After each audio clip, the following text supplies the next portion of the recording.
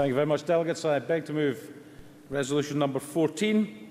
It's fundamentally in 4 parts: welcoming the success of Scotland's exporting businesses, supporting the Scottish Government's trade and investment strategy, ensuring this proper scrutiny of UK trade deals, and that means formal engagement between the devolved administrations and the UK until we're independent, and recognising and opposing secret TTIP-type investor-state dispute settlement systems which can give foreign companies special legal rights out with our national legal system.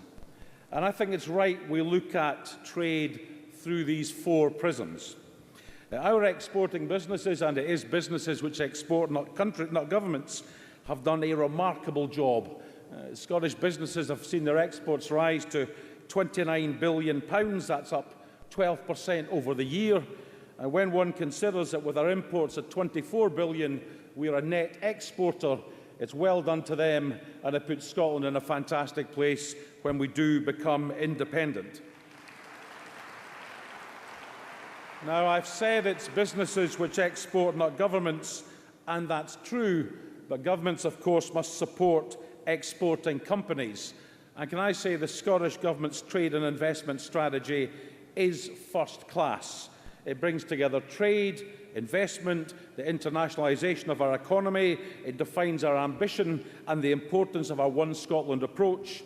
It links to Scotland's innovation and investment hubs. It tells us what our global opportunities are, and it supports global Scotland and the approach to boosting our export performance, and we should support it. But although we can support trade and investment, we do not yet negotiate our own deals. So until we do, we should and we do demand formal statutory input into every trade deal. And that means at every stage of every trade deal, from setting the mandate for negotiations right the way through to their implementation. And this is vital so that Scotland's national interests and the national interests of every other devolved nation can be respected, and their ambitions are given equal weight to the ambitions of businesses in London and the south east of England. But trade deals need to be fair, not only to every part of the UK, not only to our trading partners, but to every citizen as well. And that means we simply cannot accept any trade deal which allows for secret investor dispute courts which can see taxpayers on the hook, or public services subject to forced privatisation or competition in a one-way ratchet, which means government's ambitions are limited while large businesses can fleece the public purse.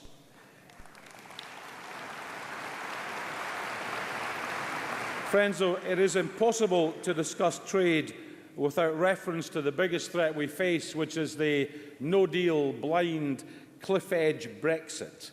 And I have to say, I look on it in horror when I see the little Brexiteers spout what can only be described as the vacuous politics of rainbows and unicorns. No serious debate on trade, no facts, ignoring every single serious assessment of the damage Brexit will do, clinging grimly to any proposed customs arrangements already ruled out as workable by the European Union. So this motion lays out the fundamentals of how we'll do trade differently and better in the Scottish national interest. And of course, I'll commend it to conference.